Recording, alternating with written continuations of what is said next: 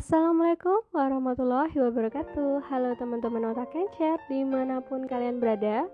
Video kali ini kita akan membahas soal pedagogi guru IPS SMP. Jadi tetap stay tune di channel otak kencer ini. Klik subscribe dan nyalakan juga loncengnya teman-teman, agar teman-teman mendapatkan updatean terus video dari otak kencer ini.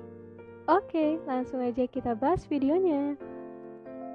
Pembelajaran IPS, peserta didik diharapkan dapat membangun sendiri pengetahuannya, mencari makna sendiri, mencari tahu tentang yang dipelajarinya, dan menyimpulkan konsep dan ide baru dengan pengetahuan yang sudah ada dalam dirinya. Hal ini sesuai dengan teori belajar A. Konstruktivisme, B. Behaviorisme, C. Positivisme, D. Gestalt, semuanya benar. Kira-kira yang mana teman-teman jawabannya? Nanti tiap videonya bisa teman-teman pause terlebih dahulu gitu ya, untuk memikirkan jawabannya. Nanti kalau udah dapet jawabannya baru dilanjut gitu ya teman-teman. Oke, kira-kira berarti nomor 1 ini yang mana teman-teman? Betul banget, yang A, konstruktivisme. Pembahasannya dalam teori konstruktivisme mendefinisikan belajar sebagai aktivitas yang benar-benar aktif, di mana peserta didik membangun sendiri pengetahuannya, mencari makna sendiri, mencari tahu tentang yang dipelajarinya, dan menyimpulkan konsep dan ide baru dengan pengetahuan yang sudah ada dalam dirinya. Sedangkan pendidik berperan sebagai fasilitator, tutor, dan mentor untuk mendukung dan membimbing belajar peserta didiknya, serta pentingnya evaluasi proses dan hasil belajar yang otentik. Gitu ya teman-teman, udah jelas banget ini jawabannya yang A, konstruktivisme. Bisa dipahami ya? Kita lanjut lagi ke soal nomor 2. Dalam kegiatan pembelajaran, keterlibatan siswa secara aktif amat penting. Proses belajar akan berjalan dengan baik jika materi pelajaran atau informasi baru beradaptasi dengan struktur kognitif yang telah dimiliki seseorang. Apabila dalam pembelajaran IPS, guru melihat proses belajarnya untuk mengukur hasil belajar siswa, maka teori belajar yang cocok digunakan adalah A. Behaviorisme, B. Kognitivisme, C. Positivisme, D. Konstruktivisme, semuanya benar. Kira-kira yang mana teman-teman? Nanti semisal ada pertanyaan atau ada hal yang ingin didiskusikan atau ada requestan materi yang ingin dibuatkan video, bisa teman-teman tuliskan di kolom komentar gitu ya. Oke, kita lanjut lagi. Soal nomor 2 tadi, kira-kira yang mana teman-teman jawabannya? Teori belajar yang cocok digunakan untuk kasus yang di atas? Betul banget, yang B, kognitivisme. Pembahasannya, teori belajar kognitivisme lebih mementingkan proses belajar daripada hasil belajarnya. Pengertian belajar menurut teori kognitivisme adalah setiap orang telah memiliki pengetahuan dan pengalaman yang telah tertata dalam bentuk struktur kognitif yang dimilikinya. Proses belajar akan berjalan dengan baik jika materi pelajaran atau informasi baru beradaptasi dengan struktur kognitif yang telah dimiliki seseorang. Gitu ya teman-teman, udah jelas banget jawabannya yang B, kognitivisme. Sampai sini oke ya? Kita lanjut lagi ke soal nomor 3. Dalam pembelajaran IPS, guru dapat memberikan latihan-latihan untuk memantapkan penguasaan siswa terhadap materi pembelajaran. Hal ini sesuai dengan teori belajar A. Konstruktivisme, B. Behaviorisme, C. Positivisme, D. Gestalt, semuanya benar. Kira-kira yang mana teman-teman sekarang untuk soal nomor 3 jawabannya? Betul banget, yang B, behaviorisme. Pembahasannya dalam teori behaviorisme, pengulangan dan pelatihan yang berulang-ulang akan menimbulkan sebuah pengalaman yang berbuah pada perubahan tingkah laku atau kepribadian seseorang dalam belajarnya. Makanya guru itu akan memberikan latihan dan latihan untuk memantapkan penguasaan. Berarti teori belajar yang sesuai adalah yang behaviorisme. Oke ya? Kita lanjut lagi ke soal nomor 4. Tetap stay tune di channel Otak Kencar ini karena kita akan update videonya setiap harinya. Nyalakan juga loncengnya agar teman-teman menjadi orang pertama yang mendapatkan notifikasi dari Otak Kencar ini. Kita coba ya, soal nomor 4. Kebanyakan masalah dan aktivitas belajar bersifat interdisipliner, sehingga untuk memahami, mempelajari, dan memecahkannya diperlukan multi-skills. Sesuai kurikulum 2013, materi pembelajaran IPS mencakup berbagai konsep secara komprehensif. Seyogyanya, penyajian diorganisasikan dengan menggunakan prinsip dan pendekatan A. Parsial, B. Disiplin, C. Terpadu, D. Terpisah, E. Semuanya benar. Kira-kira yang mana teman-teman jawabannya? Oke, mantap, benar banget. Yang C. Terpadu. Pembahasannya, prinsip pembelajaran terpadu pada hakikatnya merupakan suatu sistem pembelajaran yang memungkinkan peserta didik baik secara individual ataupun kelompok aktif mencari, menggali, dan menemukan konsep serta prinsip-prinsip secara holistik atau menyeluruh dan otentik. Keterpaduan dalam pembelajaran IPS dimaksudkan agar pembelajaran IPS lebih bermakna, efektif, dan efisien.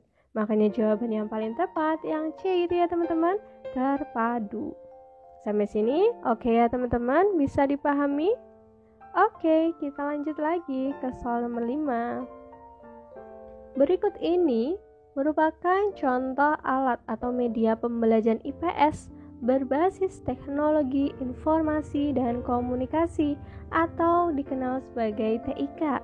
Kecuali, hati-hati ya teman-teman, kecuali yang A. Video pembelajaran, B. Film dokumenter, C. Closed circuit television, D. Overhead projector, E. Computer assistant instruction. Kira-kira yang mana teman-teman jawabannya? Yang bukan merupakan media pembelajaran IPS berbasis TIK? Betul banget, yang D. Overhead projector. Pembahasannya, TIK mencakup semua teknologi yang dapat digunakan untuk menyimpan, mengolah, menampilkan, dan menyampaikan informasi dalam proses komunikasi. Yang bukan merupakan contoh alat atau media pembelajaran IPS berbasis TIK adalah overhead projector atau OHP. Pernah dengar teman-teman? OHP dulu mungkin teman-teman udah pernah pakai gitu ya, saat di SD, SMP, atau SMA bahkan. Coba ya.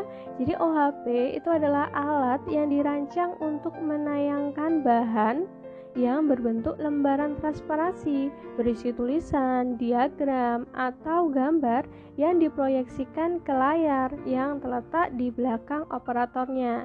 Jadi media pembelajaran OHP ini dia itu menggunakannya secara manual teman-teman. Jadi bahannya diproyeksikan. Jadi nggak ada sangkut pautnya dengan teknologi informasi dan komunikasi. Makanya jawaban yang paling tepat adalah yang D, OHP, overhead projector. Bisa ya teman-teman dipahami? Oke, lanjut lagi ke soal nomor 6. Media pembelajaran berbasis TIK yang sesuai dengan pembelajaran materi, mobilitas penduduk, dan pengaruhnya terhadap kehidupan sosial ekonomi dalam pembelajaran IPS adalah A. Media video film karena sangat interaktif, mudah, dan murah. Yang B. Media kombinasi antara media online dan offline, walaupun biaya relatif mahal tetapi mudah diakses oleh setiap guru. C. Media streaming live karena mudah diakses oleh siapa saja, kapan saja, dan dapat real time. Yang D. Media PPT sangat fleksibel untuk menampilkan data dan informasi baik yang berupa tulisan, gambar, maupun film. E. Semuanya benar. Kira-kira yang mana teman-teman? Betul banget, yang D. Media PPT. Karena sangat fleksibel untuk menampilkan data dan informasi baik yang berupa tulisan, gambar, maupun film. Karena untuk materi mobilitas penduduk dan pengaruhnya terhadap kehidupan sosial ekonomi pasti diperlukan pemaparan data gitu ya, dan informasi. Makanya jawaban yang paling tepat adalah yang D, media PPT. Bisa ya teman-teman dipahami?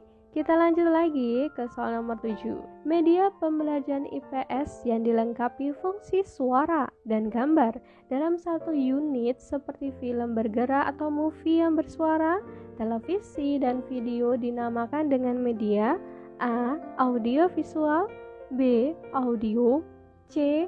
Visual, D. Visual verbal non-verbal, E. Semuanya benar. Kira-kira yang mana teman-teman? Betul banget, yang A. Audio visual. Pembahasannya. Dalam media audiovisual terdapat dua unsur yang saling bersatu, yaitu audio dan ada visual. Dengan adanya unsur audio, memungkinkan siswa untuk dapat menerima pesan pembelajaran melalui pendengaran, sedangkan unsur visualnya itu memungkinkan penciptaan pesan belajar melalui bentuk penglihatan atau tampak. Media audiovisual itu bisa berupa film atau video dan televisi. Jelas banget teman-teman, ini jawabannya yang A gitu ya, audiovisual. Oke ya teman-teman, kita lanjut lagi ke soal nomor 8. Prosedur atau langkah awal dalam pengembangan atau pemanfaatan teknologi dalam pembelajaran IPS adalah A.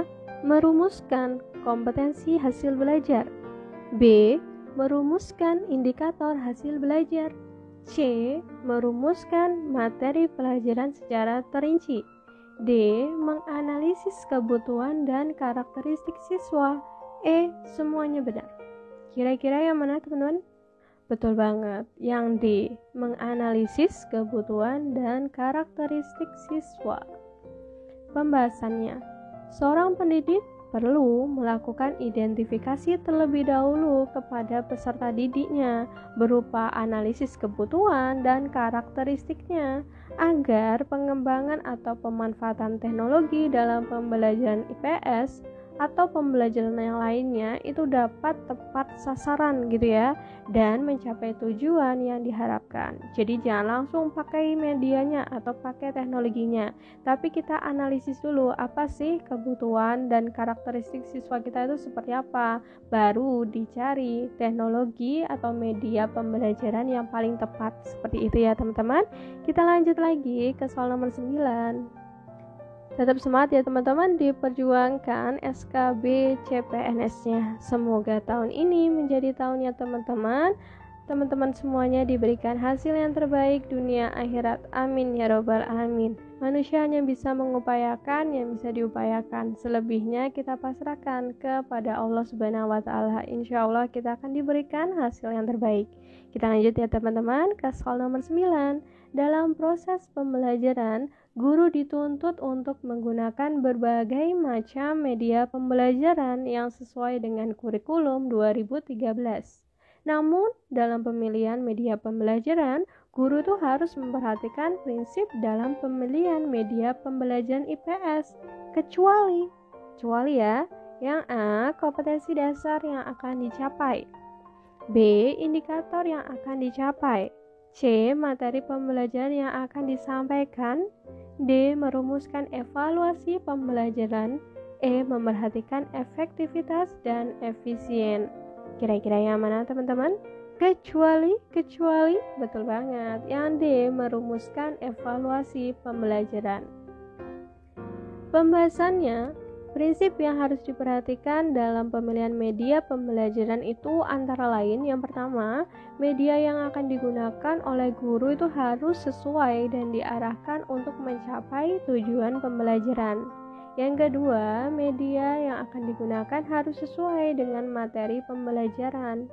Yang ketiga, media pembelajaran harus sesuai dengan minat, kebutuhan, dan kondisi siswa. Keempat, Media yang akan digunakan harus memperhatikan efektivitas dan efisiensinya. Yang terakhir, yang kelima, media yang digunakan harus sesuai dengan kemampuan guru dalam mengoperasikannya. Makanya jawaban yang kecuali yang D, merumuskan evaluasi pembelajaran. Gitu ya, bisa dipahami teman-teman? Oke, kita udah di penghujung teman-teman. Ini adalah soal yang terakhir di soal nomor 10. Kita coba ya. Dalam kurikulum 2013, guru dituntut untuk melaksanakan penilaian otentik yang mencakup penilaian pengetahuan, sikap, dan keterampilan. Dalam pembelajaran IPS SMP, penilaian sikap peserta didik dapat dilakukan melalui beberapa teknik, kecuali A. Observasi, B. Penilaian antar peserta didik, C. Portofolio, D. Jurnal, E. Penilaian diri. Hati-hati teman-teman, ada kata-kata kecuali lagi. Betul banget, yang C. Portofolio. Pembahasannya, penilaian sikap itu dapat dilakukan menggunakan beberapa teknik teman-teman. Yang pertama observasi, yang kedua penilaian diri, yang ketiga penilaian antar teman, dan yang terakhir ada namanya jurnal. Makanya jawaban yang paling tepat untuk yang soal nomor 10 ini adalah yang C teman-teman, portofolio. Apa sih sebenarnya portofolio? Jadi portofolio itu adalah kumpulan hasil karya seorang peserta didik sebagai hasil pelaksanaan tugas kinerja yang ditentukan oleh guru atau oleh peserta didik bersama guru sebagai bagian dari usaha mencapai tujuan belajar atau mencapai kompetensi yang ditentukan dalam kurikulum.